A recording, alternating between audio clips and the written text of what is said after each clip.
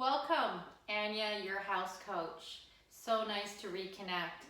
Today I want to talk to you about the trilogy of the home, the three most important spaces. If these three spaces are looked after, if these three spaces have been given attention, if these three spaces are organized, are styled in a way that you like, if they make you feel good, if it gives you time to do other things than work in those areas, then the other rooms will just come together very nicely. And so that's why I want to touch on these three areas. So of course the first one is the kitchen. We are in my kitchen. Welcome. And so the kitchen is such a busy space. It's like the central hub. Now, it's not necessarily in the central part of the home. It could be, it is here, but there are many kitchens that are actually in the middle of the home. But there's so much that goes on in here. Definitely, of course, there's cooking, there is meal prep going on, and those of us who have an eat-in kitchen, there is meal time, which is conversing and communication, could be homework time. There is entertaining. A lot of times it's called, party in the kitchen. And this is also a space where it could be some serious conversations that take place. It just happens to be that way. So you want this energy to be in here to always sort of be calm and, calm, cool, and collective, but calm and allowing yourself to be present. And so there are a couple of zones that I want to talk about in this space. And the first one I will talk about is the counter. So when the counter is clear and simplified, it is much easier to walk in and start doing the number one thing that is meant to happen in the kitchen, to cook. If the counters are filled, the sink is filled, it's really not enjoyable, it's not relaxing. You can't really make a meal as well as if you could when it functions to be much more simpler. So one area I'd like to suggest is that a lot of us have many appliances. There's the rice cooker, there's the Ninja that makes the shakes, or the blender, there's the crock pot. And so I invite you to, if this is a situation for you, I invite you to do some thinking, and this is not a 5-minute deal, but where else can those appliances be housed? Because you don't necessarily use them every day. Now, for me, there's a coffee maker that we use all the time. And yes, there usually is a toaster. So for sure, those two are important in this house. But whatever the ones are for you, minimize so that you can have more space. And it is, again, allowing you to be much better at concentrating at the task at hand. Also, the second part is kind of comes into with the first part, because if you walk into the kitchen and it's all bombarded with stuff, your energy level is not the same. And so I want to just talk about the difference food can actually taste. If you are making a meal, you don't feel rushed, you don't feel agitated, and you're taking your time, and I don't mean like 2 hours, but it could even be 20 minutes or whatever, but you're more sort of in connectiveness with the cooking, then the food tastes so much better. Now, it doesn't mean you have to be a gourmet chef, and there are many, many meals out there these days that we can do it in 20 minutes or less, or there's even wonderful various programs that you can connect with, as you must all know, where the food comes half done or whatever in a box, and then you prepare it and it's all cut up and all that stuff. Or there's Epicure, which is another wonderful company. So there are, helping hands out there. The next area is the fridge.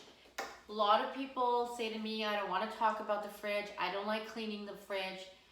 If you just take your phone and maybe put it on for 20 minutes and clean out as much as you can before you go shopping, grocery shopping.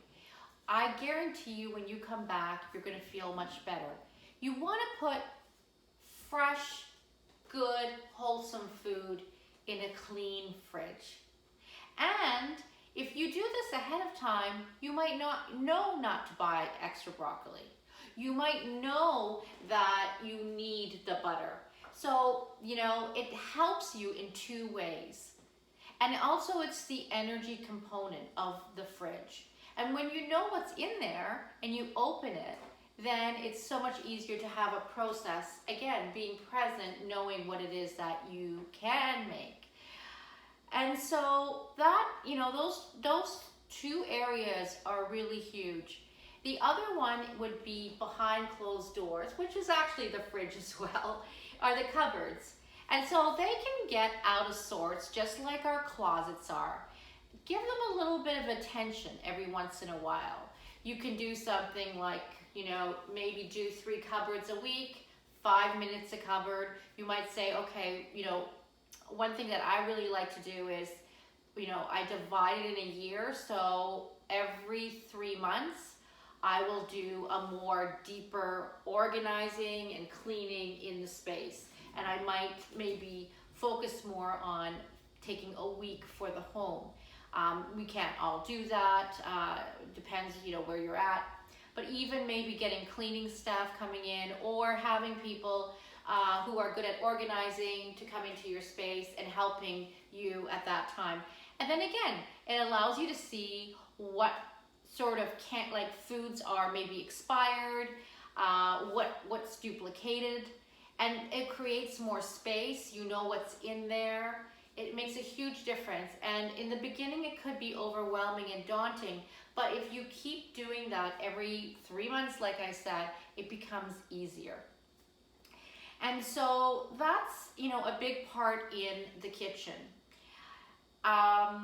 Putting everything away at the end of the night is not always so easy, but even if you kind of tell yourself to start the dishwasher, or you put all the dishes from the sink in the dishwasher, something simple that maybe will take 5 or 10 minutes. That way when you walk in the morning downstairs, it greets you, with, a nice big sunshine hello. The second room that is key is the front entrance. So is the first impression for you when you come home. You're outside, it's busy.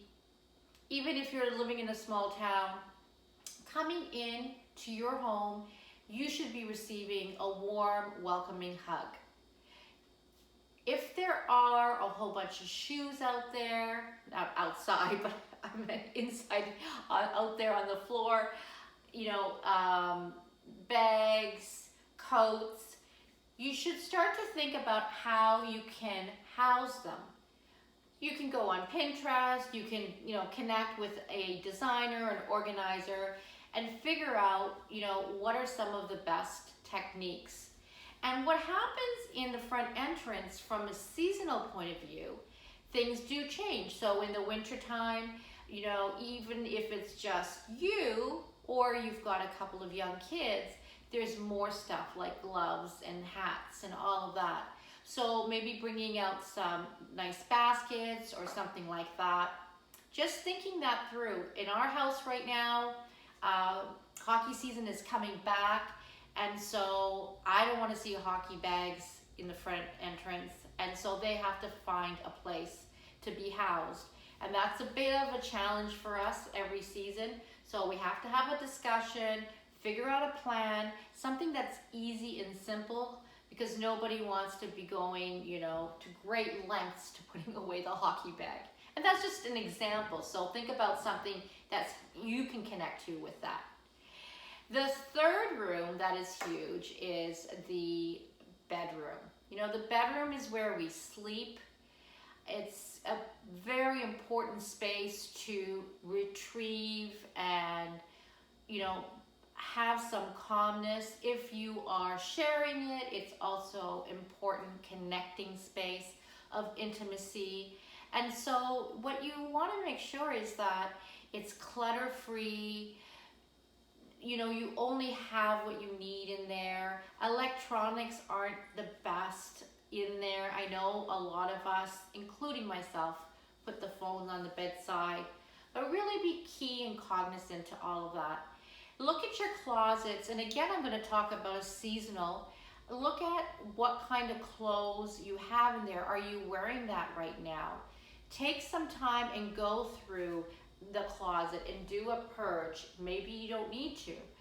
Make sure you take time to make the bed in the morning. It doesn't take a lot of time. You know, I always say, wake up, open the windows, because the fresh air coming in and out is so nice for a change in that space. Before you leave, make the bed. And when you come back at the end of the day, or when you're walking in the room during the day, if you're at home, and many of us are right now with COVID, it's so lovely to be greeted with a bed that's made, and you feel actually like you've accomplished something. It gives you more motivation to have the room clean and have things put away, because you start to feel that, oh, it didn't take that long. So it's really key. And you see, if you can get these 3 rooms feeling like they're somewhat in shape, then you can just follow the same kind of ideas and directions for the other spaces, the bathroom, the dining room, if you have one, the living room. And also, I'm in a traditional home where each room is its own space. But when you're living in an open concept, if the kitchen is a mess and you're sitting in the living room, you can't relax. And it's so important that our home is functional for us. You want to live in a space that is our sanctuary. You want to enjoy yourself. You want to make sure you have time for yourself, and not to feel that you're always feeling like you're not finished something. And so really taking key understanding that this is a conversation of maybe maintenance. It's not a 5-minute deal, but if you put attention to these areas, you will lead a much more happier, stress-free life, which is so key to our health. Number one, a number one area that sort of hits us in our health is it's the stress. So it is the level of stress that builds up, and then whatever it is, whatever the element is in our body, it then comes to that of the pain, or you can't move, or whatever it may be, high blood pressure. So understand that our health and our home are so key, and it's connected with our relationships, it's connected with our money, and like I said, it's connected with our health. So thank you so much for being here. If you have any questions, please connect with that below. And if you liked what you saw and heard, then, do that thumbs up. So once again, I say thank you, Anya, your house coach.